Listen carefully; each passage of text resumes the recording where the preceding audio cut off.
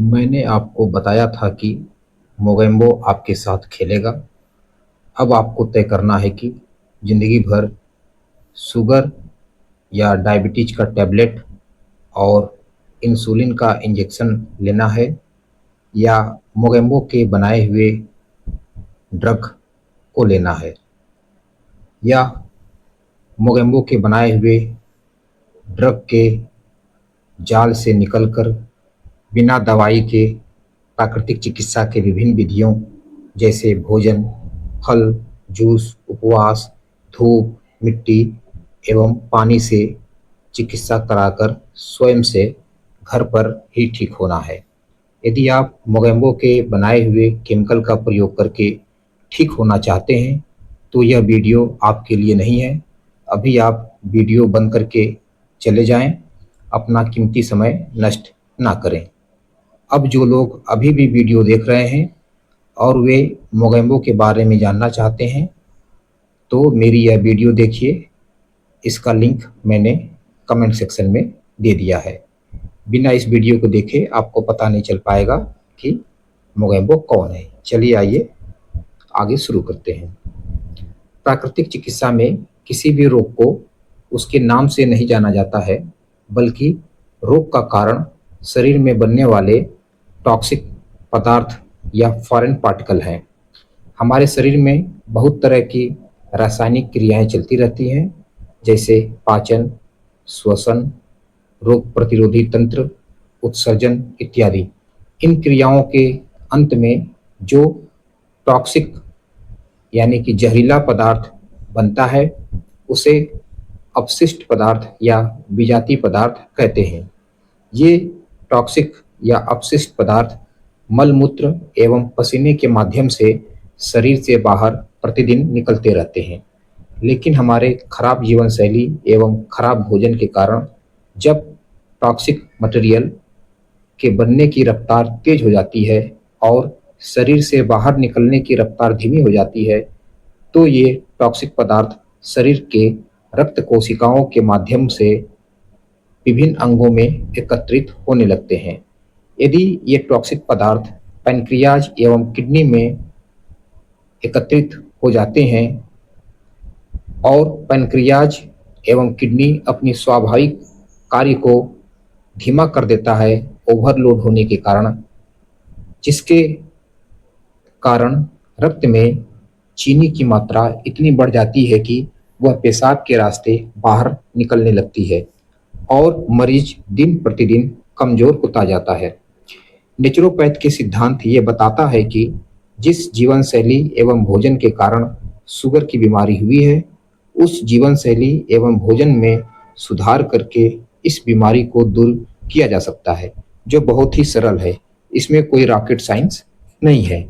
कहने का अर्थ यह है कि आपको शुगर या डायबिटीज दवाई खाने से नहीं हुआ है, बल्कि भोजन करने की वजह से हुआ है, खराब जीवन शैली की वजह से हुआ है। तो आप अपने भोजन में सुधार कर देंगे और अपने जीवन शैली में सुधार कर देंगे, तो शुगर या डायबिटीज की बीमारी अपने आप ठीक हो जाएगी।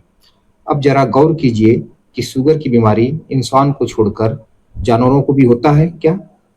तो जवाब मिलेगा नहीं। जानवर प्रकृति के संपर्क में रहकर प्राकृतिक एवं स्वाभाविक भोजन करते हैं, ना कि मोगेम्बो के फैक्ट्री में बने हुए भोजन को खाते हैं। और यदि ये बीमार भी पड़ जाते हैं, तो सबसे पहले भोजन छोड़ देते हैं और अपने अंदर की अशुद्धियों को बाहर निकालने का प्रयास करते हैं। उदाहरण के रूप में जब किसी कुत्ते या मांसाहारी जानवर का पेट खराब हो जाता है, तो वह घास खाकर उल्टियाँ करता है और अपने आप को ठीक कर लेता है।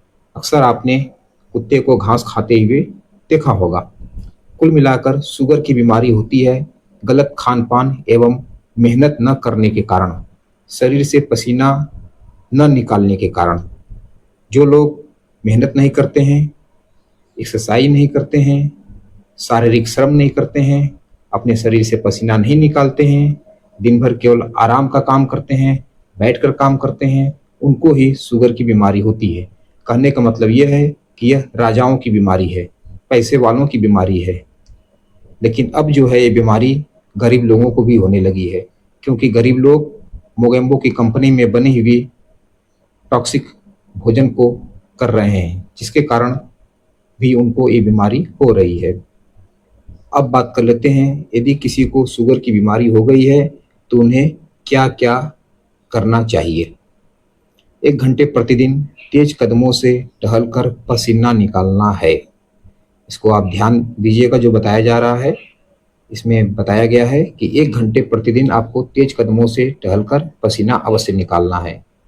और उसके बाद आपको घर पर आकर सर्वांगासन, भुजंगासन, धनुरासन, शशकासन, पवन मुक्तासन, मंडूकासन, अर्धमत्येंद्र आसन, इसमें से कोई भी 5 आसन आप कम से कम 15 मिनट के लिए अवश्य करेंगे अपनी सुविधा के अनुसार। आसन जो मैंने बताया वो कैसे करते हैं, इसमें जो है यूट्यूब पे बहुत सारी वीडियो पड़ी है, आप वहां से देख सकते हैं। और क्या करना है आपको, सोने से 40 मिनट पहले पानी पी लेना है। ये रात में यदि आप सो रहे हैं तो सोने से 40 मिनट पहले या आधा घंटा पहले आप पानी पी लीजिए। पानी पीकर नहीं सोना है।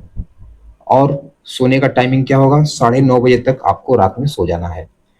और क्या करना है, जिस कमरे में सो रहे हैं वहां पर मोबाइल फोन या ब्लूटूथ से संचालित कोई भी इलेक्ट्रॉनिक इक्विपमेंट ना हो। जैसे आप टीवी वाले रूम में ना सोएं, या फिर मोबाइल फ़ोन पास में रख कर ना सोएं, या फिर टेप रिकॉर्डर आपके पास में ना हो, लैपटॉप ना आपके पास हो। तो इस तरह से कोई भी ऐसा इलेक्ट्रॉनिक गैजेट जिसमें ब्लूटूथ लगा हो वह आपके पास ना हो। और क्या करना है, सुबह नहाने से पहले पूरे शरीर का सूखा मालिश करना है। ठंडे पानी से ही नहाना है। नहाने के बाद पूरे शरीर को तौलिए से कम 2 मिनट तक रगड़ रगड़ कर पोंछना है धीरे धीरे। और क्या करना है, धूप में 40 मिनट से लेकर 1 घंटे के लिए अवश्य बैठना है। प्रतिदिन जो है आपको धूप में 40 मिनट से लेकर 1 घंटे तक बैठना है। और किस तरह के धूप में, यदि शाम को बैठ रहे हैं तो शाम का जो सूर्यास्त से पहले का जो 1 घंटे का धूप होता है उसमें बैठिए। यदि सुबह बैठ रहे हैं तो सुबह जो धूप निकलता है उसमें जो है बैठिए, मतलब कड़ी धूप में नहीं बैठना है।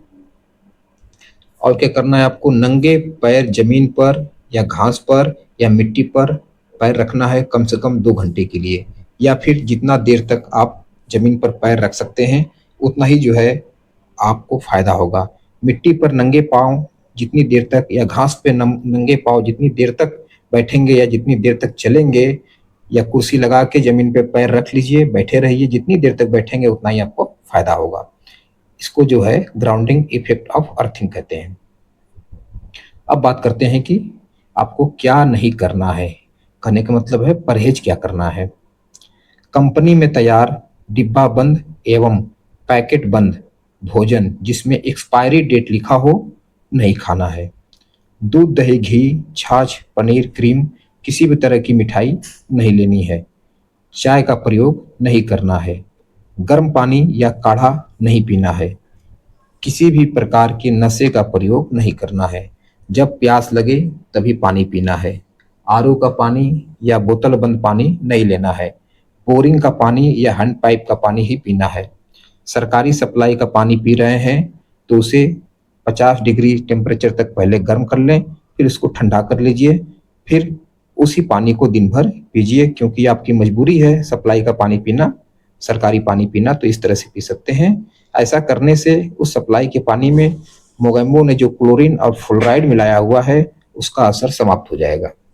आपको ध्यान रखना है कि सप्लाई के पानी में, भारत सरकार जो पानी सप्लाई कर रही है उसमें फ्लोराइड अलग से मिलाया जा रहा है, ताकि आपकी किडनी, लीवर और आपकी हड्डियां जो है कमजोर हो जाएं।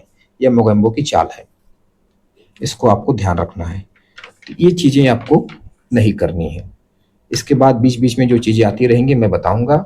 अब अगली वीडियो में हम बात करेंगे कि डायबिटीज या शुगर में जो है किस तरह का भोजन करना है और क्या चिकित्सा क्रम अपनाना है। एक ही वीडियो में बात करेंगे तो वीडियो काफ़ी लंबी हो जाएगी। आज के लिए इतना ही। जय हिंद, जय भारत, जय किसान। यदि ये वीडियो अच्छी लगी हो तो इस चैनल को आप सब्सक्राइब कर लें और अधिक से अधिक लोगों तक शेयर करें।